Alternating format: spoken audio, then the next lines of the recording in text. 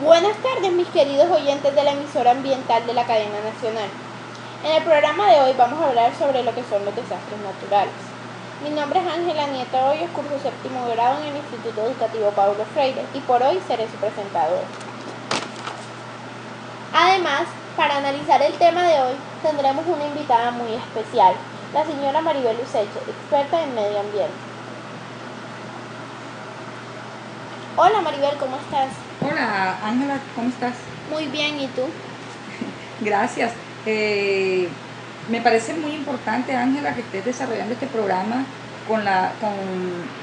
orientada a las comunidades, a la población para que se preparen ante los fenómenos naturales, ya que debemos conocer los riesgos a que estamos expuestos como consecuencia de la naturaleza, de los fenómenos que se producen en ella y que pueden afectar nuestra cotidianidad, nuestro diario vivir. Exactamente. Hasta el punto que podemos perder la vida podemos perder la vida misma y perder todo lo que hemos obtenido, las cosas materiales. Sí, Maribel, tienes mucha razón. También, además de las cosas materiales, se pierden vidas que son mucho más importantes y tenemos pérdidas grandes en cuanto a fauna y flora. Exactamente. Ángela, no sé si tú sabes que la ONU, que es la Organización de las Naciones Unidas, ha hecho estudios sobre todas las consecuencias que producen los fenómenos naturales como consecuencia del cambio climático que está sufriendo el planeta Tierra hoy en día. No tenía idea de esa información. ¿Será que nos puedes adelantar un poco? Sí, cómo no. Como te dije, la ONU en sus últimos estudios ha manifestado que Colombia es uno de los países más expuestos al cambio climático y por lo tanto es vulnerable a los fenómenos naturales que impactan a las comunidades y que por lo general es la población como de más escasos recursos. Sí, y también se ven afectadas mucho las poblaciones indígenas. Sí, también, claro. Las Naciones Unidas afirman que el cambio climático está incrementando la frecuencia y la intensidad de los desastres naturales, tales como las inundaciones, las sequías, los deslizamientos, terremotos, tormentas de nieve, las heladas, los glaciares se están derritiendo. El deshielo. El deshielo, exactamente. Lo que aumentaría las necesidades primarias de las poblaciones afectadas por estos fenómenos naturales, especialmente en lo que tiene que ver en la asistencia alimentaria, en el campo social y en lo económico. Bueno, Maribel, tienes mucha razón. Además, la idea de este tema de hoy es que conozcamos un poco sobre los desastres naturales, qué son, cuáles son sus causas, sus efectos, cómo los podemos prevenir y qué debemos hacer en el desafortunado hecho que se dé un desastre natural. Queridos oyentes, este tema es muy importante como para tratarlo en tan poco tiempo. Por lo tanto, dividiremos este programa de hoy en dos bloques. En el primer bloque trataremos los desastres naturales que se originan al interior de la Tierra, tales como son los terremotos, los tsunamis y las erupciones volcánicas. Bueno, Maribel, yo estuve investigando sobre los terremotos, los tsunamis, las erupciones volcánicas, pero mi información no es tan cierta como la que nos puedes dar tú. Ya que tú eres nuestra experta invitada, me gustaría que nos dieras una explicación más a fondo sobre estos desastres naturales. Bueno, Maribel, ya que estamos hablando acerca de los desastres naturales, podríamos empezar con los terremotos. Dime tú, ¿qué es un terremoto? Ángela, un terremoto lo podemos definir como un fenómeno de sacudida brusca y pasajera de la corteza terrestre. ¿Y me podrías decir qué causa un terremoto? Bueno, la causa principal de los terremotos se encuentra en la liberación de energía de la corteza terrestre acumulada a consecuencia de actividades volcánicas y tectónicas que se originan principalmente en los bordes de las placas, precisamente después de las placas tectónicas. Bueno, como yo te había dicho, yo había hecho una pequeña investigación y en esa investigación decía que no había una sola causa, sino que habían como otras que se debían al terreno y a ese tipo de cosas. ¿Cuáles son? Exactamente. Aunque las actividades tectónicas y volcánicas son las causas principales por las que se generan los terremotos, podemos decir que hay otros factores que pueden también originarlos. ¿Cuáles son estos factores? Encontramos la acumulación de sedimentos por desprendimiento de roca en las laderas de las montañas, los hundimientos de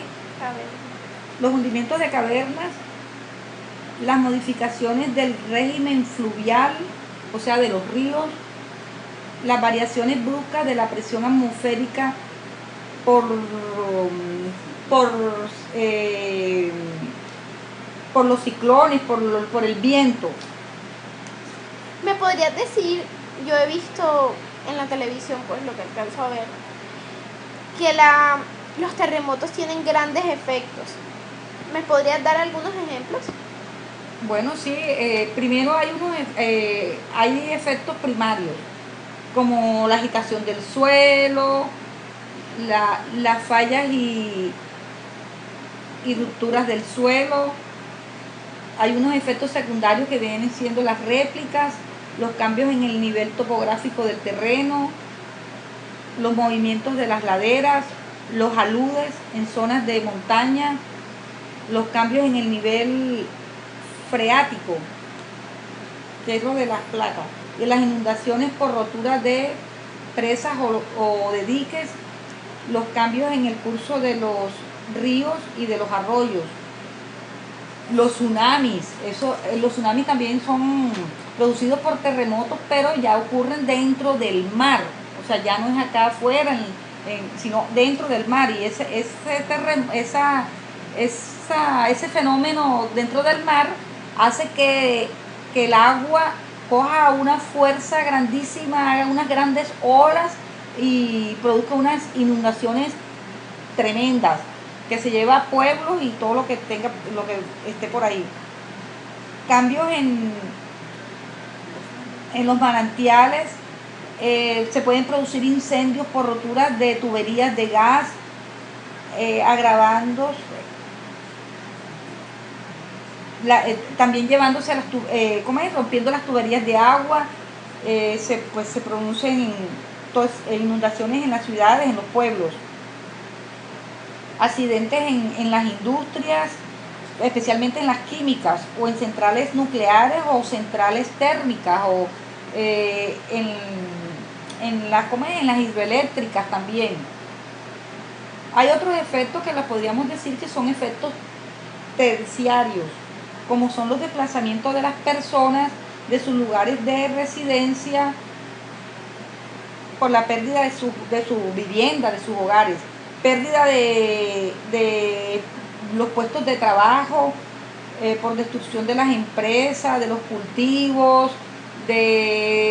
por ejemplo, de los cultivos de flores, de las ganaderías, o sea, se pierde el ganado, la gente del campo queda sin nada, pérdida la pérdida de los servicios fundamentales de servicios públicos para el funcionamiento normal de una comunidad. Como ustedes pueden ver o pueden escuchar, queridos oyentes, los efectos de un terremoto son terribles.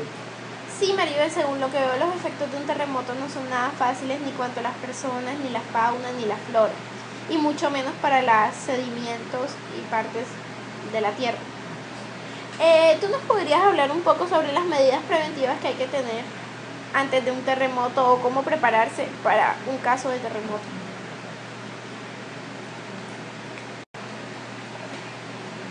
Bueno, Ángela, durante un terremoto debemos tener pendientes las siguientes medidas preventivas. Primero que todo, escuchar las noticias que nos dan previo a un terremoto para tenerlas en cuenta. Debemos revisar, controlar y reforzar el estado de las edificaciones, de nuestras viviendas, para que, especialmente lo que tiene que ver con aquellas partes que se pueden desprender, como son los techos, los aleros, las chimeneas, los balcones, las columnas. Sí, Maribel, lo que te había dicho es muy importante. Hay que tener especial cuidado a los organismos de socorro, ya que sí, en caso de que haya un aviso sobre que va a haber un terremoto, hay que hacer caso por si ellos dicen hay que evacuar.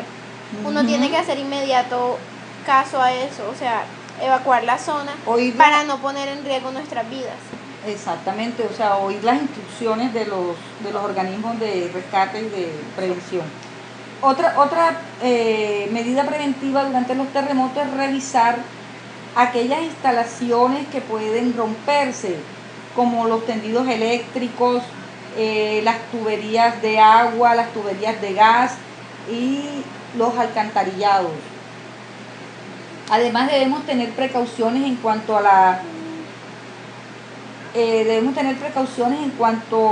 a los objetos que pueden caerse y ocasionar heridas o accidentes a las personas, sobre todo objetos que son pesados que pueden romperse, como las lámparas, las botellas, los muebles pesados en las viviendas, etcétera. Tener especial cuidado también con la ubicación de los productos tóxicos o inflamables para evitar que se produzcan incendios o derrames durante el fenómeno natural. Bueno, Maribel, ahora si me das el permiso de interferir, yo quisiera hablar sobre lo que hay que hacer en caso de que se presente una situación de estas como un terremoto. Lo primero de todo es conservar la calma en todo momento. Nunca podemos perder nuestra cordura. Eliminar fuentes de incendio, como enchufes o cosas así. Retirarse de las ventanas, columnas o objetos que puedan caer, ya que pueden caer encima de nosotros, inmovilizándonos para no poder salir. No utilizar ascensores, ya que en caso de terremoto hay mucho movimiento, los ascensores pueden que se queden atascados y nos quedemos encerrados ahí, nunca salgamos. Claro, porque durante el terremoto las instalaciones eléctricas, la energía se va, muchas veces el servicio se corta por el fenómeno. También hay que ubicarse en zonas de seguridad, donde nos sintamos seguros y podamos estar a salvo de todos estos efectos que conllevan. También hay que localizar las rutas de evacuación posibles, ya que si tenemos la oportunidad de evacuar es lo mejor que podemos hacer. Y lo más importante, seguir las instrucciones de los organismos de socorro, como habíamos dicho. Sí, ya que los organismos de socorro nos pueden dar una clara y sincera información sobre lo que debemos hacer en esos momentos. Sí, Maribel, como yo te había dicho, yo también hice mi investigación. En esa investigación incluí los tsunamis. Un tsunami o maremoto es un evento complejo que involucra un grupo de olas de gran energía y de tamaño variable que se produce cuando algún fenómeno extraordinario desplaza verticalmente una gran masa de agua. La causa de los tsunamis mayor parte del tiempo son los terremotos. Para que un terremoto origine un maremoto, el fondo marino debe ser movido abruptamente en sentido vertical, de modo que el océano es impulsado fuera de su equilibrio normal. Cuando esta inmensa masa de agua, que es muy grande, trata de recuperar su equilibrio, se generan las olas. El tamaño del maremoto está determinado por la magnitud de deformación vertical del fondo marino. No todos los terremotos generan maremotos, sino solo aquellos de magnitud considerable que ocurren bajo el lecho marino y que sean capaces de deformarlo. Si bien cualquier océano puede experimentar un maremoto, es más frecuente que ocurra en el Océano Pacífico, cuyos márgenes son más comúnmente asiento de terremotos de tipo de falla que ocurre entre placas de Nazca y placas de Sudamérica, llamadas falla de